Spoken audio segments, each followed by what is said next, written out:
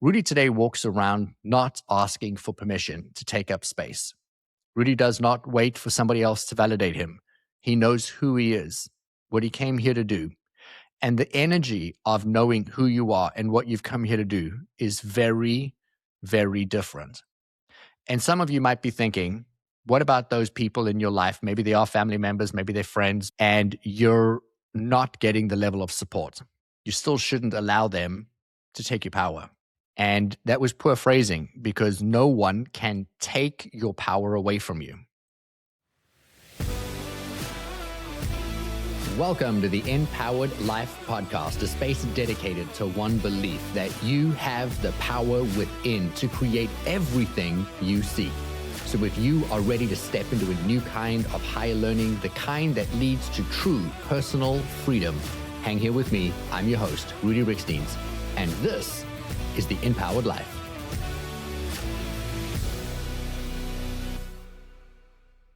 Welcome to the InPowered Life Podcast. My name is Rudi Riekstins, and today I'm going to start by asking you a favor. And that is that if you could take the time to rate and review the podcast and to leave a review for me on what has been your experience on the InPowered Life Podcast. My team has begged me to start every single episode by asking you just to take a few moments to share what has your experience been, because it significantly helps us create additional impact and to reach more people. We recently changed the hosting platform for the podcast, and in creating that change, we lost every single one of our reviews and ratings. And it took me so many years to build up the volume of ratings and reviews that we did have. And it was a little disheartening, obviously, to see hundreds of reviews disappear overnight, hundreds of 5-star ratings disappear overnight, and to make it look like the podcast in itself hasn't created the level of impact that it has. And so that in itself affects the numbers. And I'm going to ask that if you have enjoyed the show, if you've previously rated or reviewed the podcast, please take a moment and just support me in the work that I'm sharing, because it does help me get this reach to so many more people. Today's episode is going to be an episode that I have lived very, very recently. And I'm a really big believer that in all of life experience, as I am experiencing life, that there is a lesson in it, and that the lesson is twofold. One, the lesson's for me. I'm experiencing it, it's my life, and there's something that I need to work on and or through. But the second is that once I've navigated it, come out the other side, have an elevated vantage point of a scene or a situation, that there is a responsibility for me to be able to turn around and teach it. I do believe that your life, your experience is also about you turning around and teaching it. I love to remind people that your life isn't so much about you, but it is that through living your life, who do you impact? And that's what the meaning of life to me is really all about. And so when this situation came up for me, I immediately said, oh, wow, this has got to be a podcast episode. And so I'm recording this today fresh off the press, so to speak. I met a gentleman recently at an event, and we had a very deep and profound conversation, and it moved me. And I went to social media and took the lesson from the conversation without sharing any context and or anything about the individual. And I gave just the teaching. And it was a really beautiful message that came from that situation. And I received a number of messages from people that are within my community saying it's what they needed to hear in the moment they needed to hear it. I had people reach out to me saying that they knew somebody that was experiencing something like that and passed it on to them. And then I get a text message from somebody that is in my immediate family. And instead of them sending a message that was encouraging, supportive, or speaking into any of what I just shared, nope, they took a photograph of the post, zoomed it in on the like count, and said, you're not supposed to like your own content. And here's what frustrated me. In the past, I would have perceived that as I have a family member who has taken the time to screenshot something that I've put content out in the world with the intention of creating an impact, supporting and inspiring somebody. And instead of them seeing the actual content and thinking, wow, I'm proud of them for doing it, or that they've got the courage to take committed action every single day, or wow, look at the conversation they had with this person and how they benefited that individual, or, oh, I could really learn from that. No, they just focused in on the one thing that they could do to tear me down. And I would have in the past, and I'm being very clear now, in the past, I would have made this a massive, massive molehill because it would have triggered me as a further reminder and additional validation that the people closest to me don't always see me, and they most certainly don't support me. And it's sad because that was my story for the longest time, that the people closest to me, they don't see who I am or what it is that I'm doing in the world. And what frustrated me in the moment of seeing that was that as it happened, I had the momentary reaction and I realized, Rudi, you still have work on this subject. And then I was able to correct it. And here's what I want to give you. I've not had a conversation with this individual, and nor will I have a conversation ever. It has nothing to do with this. And I will continue to see them, love them, and continue to communicate with them as a family member. But I've separated the trigger from the actual experience that I had. And this is where the lesson comes in today. Because can we agree that in somebody doing something like not supporting a post, not liking it, not having a positive comment, not even sharing a comment to the post, and them taking the time to screenshot it and text something to make fun of you or poke fun at you or pull you down? Well, in that moment, for me, the experience there was that I wasn't being supported and that they don't see me, and what they're doing is rather commenting on a negative than focusing in on any of the positives. And here's the reality is they probably didn't even think about it in that way at all. They probably didn't even think about me in that light. I guarantee you they were probably just doing something. They were busy, maybe getting in and out of a car, and saw it and thought this would be funny and poked some fun. And it was more than likely extremely innocent. But I had not processed it that way for the majority of my life. And in the moment of it happening, and I had that level of frustration that started to build and I caught it, I was then able to allow the lesson to take over and not the emotion to override the lesson. I think so many of us do that. We allow the emotion to override us. Whereas in this instance, I looked at that and I thought, Rudi, you still have a little work to do on this, because it's not about what they did or didn't do. And I was judging them based on only the end result of what I saw them do, which was send me the message and not like or share or comment on my post. And that's such a small piece of the information. And that when you zoom out a little bit, you don't have context to everything else that happened in their life, what they were dealing with, what they were going through. And here's the thing is every single person on the planet is living their own life. They've got their own experience. They're dealing with their own issues, their own problems, their own setbacks. And then in itself, their own successes. And so they could have in that moment been doing something, celebrating something, having a good moment, and it just didn't dawn on them. Or they could have thought they did and they ended up not doing it. And yet we make all of these stories around information that we don't have. And that has been Rudi's problem for the majority of Rudi's life. And I have done tremendous work on this. And my message for you today is to really ask yourself, where are you giving your power away? Because for the longest time, I gave my power away, the validation of who I am and how I show up in the world, to whether somebody liked something that I did, to whether somebody approved of something that I did. I would give a talk and then immediately finish the presentation, standing ovation, people standing in a line to talk to me. And I just need to get to the organizer to find out, was that okay? Did you like it? Because I immediately needed them to tell me what I did was right or whether it was wrong. If I did a project or I created something and I did it for the benefit of just doing it, I needed to thank you. And I needed to know that they saw it or they valued it or they appreciated it. And these are micro moments of giving away power. These are micro moments of saying you don't see the value and the worth and the meaning in who you are as you are. And if that's you, I need you to know that I have walked this path and it has been very lonely and difficult and isolating, because when you are frustrated with somebody for not doing something without the context or the additional information, it makes you withdraw. It makes you get quiet. It makes you judgmental. It makes you feel pain and anger and frustration and resentment. And I'm going to tell you now that if I had to have gone back and had the conversations with people, I probably would have found out that most of what the narrative that I had created was grounded in almost no truth.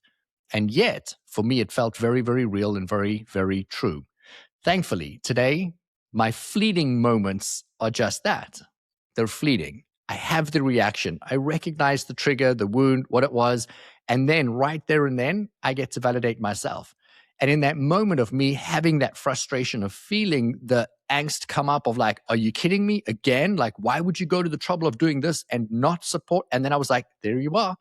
You're playing this game again. Where are you giving your power away? Like what you did in that moment, was that good? Did you have good intentions? Did it deliver a good result? Did it support people? Like more focusing in on how do you feel about what you just did? And that's literally the dialogue I had with myself. And then when I got to it, I was like, man, you know what? I'm good with what I did. And that was it. That was the end of it. And that is why I said I have no need to bring this up with anybody. I have no need to make this a bigger deal than it needs to be. I don't have to go back and right or wrong or correct or say you should or shouldn't. I just LOL the message and that was the end of it. And here's the funny thing. I didn't even like the message. I have a team that supports me in posting and scheduling a lot of the content that I create. And they then went back after the fact, posted it, and then followed through, and they liked it and added a comment in it for me. And that was what was being responded to. And it's part of the algorithm, and it's a part of the process of supporting the messaging to get out and into the world. But it became another incredible moment of validation for me of not only how far I've come by being able to measure how little time I spent in the frustration, the anger, the resentment, but also in the gift in life. And that we so often forget that in every single moment, in every interaction, in every seemingly insignificant text message that we get, every phone call we receive, every email ping or ding, and in the interactions with people, we're always being presented an opportunity to see where can we dive deeper, further into understanding ourselves. Rudi today walks around not asking for permission to take up space. Rudi does not wait for somebody else to validate him. He knows who he is, what he came here to do. And the energy of knowing who you are and what you've come here to do is very, very different. And some of you might be thinking, what about those people in your life? Maybe they are family members, maybe they're friends, maybe they are acquaintances, neighbors, colleagues, ex-boyfriends or husbands, wives, and you're not getting the level of support. You still shouldn't allow them to take your power. And that was poor phrasing because no one can take your power away from you. You're making a choice, conscious or unconscious, to give that power to someone. When I am feeling frustrated, my wife will say, I'm sorry you feel that way. She never says, I'm sorry that, I did this wrong. No, I chose to feel a certain way. So she says, I'm sorry you feel that way. And it's an instant and immediate reminder to me of actually, you know what, babe, you're right. I chose the emotion. And so when I am feeling a certain way, that was a choice, conscious or unconscious. And the more I become conscious, the more I get to choose how it is in that moment I want to feel about anything. And so what an incredible gift to be able to see in real time that we get to do the work, we get to create the shift. And in most cases, the person really is not doing what it is that you think you're doing or what you are expecting from them is probably for a completely different reason than the narrative that you created. But sometimes you are not going to be supported or encouraged in the way that you want to.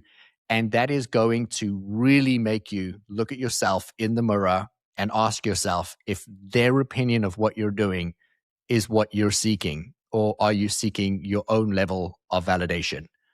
When you go to bed tonight, I want you to look at yourself in the mirror, stare deeply, lovingly, longingly at yourself in the mirror and ask yourself, am I good with me? Am I good with what I did? Did I meet and or exceed my highest expectation today?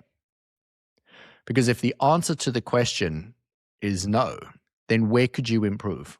Where could you have done something different? You see, Rudi in the past would have sent a snide message back. Rudi would have pointed out, I didn't like the message. That was someone on my team that actually liked it. I would have responded back with, you took the time to do this, but you didn't take the time to support me. Like, that is just adding fuel to a fire, and that is not serving anybody. In fact, it makes the situation significantly worse. And so what I've realized is that in every moment serving us, we have that choice to ask, did we meet the expectation? Or could we do something better or different next time? And so as you stand in front of the mirror tonight and you get to ask yourself, man, like, how did I do today? Like, where did I, running through the Rolodex in your mind of what your day looked like, where did you meet that expectation? Where did you fail, or what could you change? And then in creating that change, what would you do differently? So in asking the question, well, that is where I get to turn around and say, you know what, I'm going to do better next time, and then not respond, not react, not add fuel to the fire. Because then that prevents that dialogue from continuing, not only in your mind, producing more validation, finding more evidence, where you start to feel even more emotion, because as the brain validates and as you see the memories of every time they never did, now all of a sudden you're feeling the chemical emotional dump of every single time. And so that gaping wound, the trigger, is now every memory of every time it's ever happened. And now think about what you're thinking as it relates to them. Think about the emotional chemical dumps that's now filling your entire body, clouding your mind, the amount of narrative that you're creating over and over, the cycle, which really is a self-fueled. You feel it, you create the stress, the angst, and what happens? It produces more. And so you just constantly stay in that, where you find yourself thinking about it over and over, and you can't let it go. And you're waking up in the middle of the night and you're creating a chatter around a situation that could very easily be broken. And you break the cycle by pausing. You break the cycle by asking, what's my lesson in this? What about this made me feel this way? And it's in asking that question that you get to turn around and say, gosh, it's like, if they did it, that would somehow validate me, would validate my work. Does it say more about me than it does about them? And that is really profound, because in that, I realized I don't have to respond. I don't have to defend, because there's nothing to defend, because I was good with me. And the only way you can do that is by asking yourself every single day, where did you meet and or exceed the expectation? And what could you change? What could you do differently? And how could you show up better tomorrow? Because there'll be another trigger, another moment, and another opportunity to show you where you are on that scale. And my 10, 20 seconds of frustration is significantly improved from what was weeks or months of frustration, aggravation, back and forth snide comments to try and defend my level of worthiness. And so my wish for you today is that you realize that you are this incredibly powerful, benevolent being, and that your work is to self-validate, and that nobody can give you what only you can do for yourself. And that when you are pulled off of your still point, away from who you are, away from the validation of self, that is not an extension of what somebody else is thinking or saying or doing. It's simply just another mirror, another reflection back, another reminder to you of who you are and where are you on your journey to coming back to yourself. I love you so very much. I hope you found value in this, and that you take that moment to stare into the mirror tonight. If you haven't, do it now and ask yourself, what have you done? How could you do better? And then try and do just a little better tomorrow. Have an amazing rest of your week, and I'll catch you in the next episode of the InPowered Life Podcast. Till next time, bye-bye. If this episode gave you clarity, peace, or a perspective shift, hold on to that. And here is how you lock it in. Subscribe so that you keep building momentum week after week. And if you're the kind of person that believes a good message should travel, please leave a review. Reviews aren't just ratings. They're signals that help this reach the people who are ready for it. And then share this episode with somebody you love, someone you lead, or somebody that you were rooting for. Links are in the show notes so that you can connect with me online and on Instagram. Now go out there and take one beautiful, bold, and aligned step and make it count. I'm going to catch you on the next episode of the InPowered Life Podcast.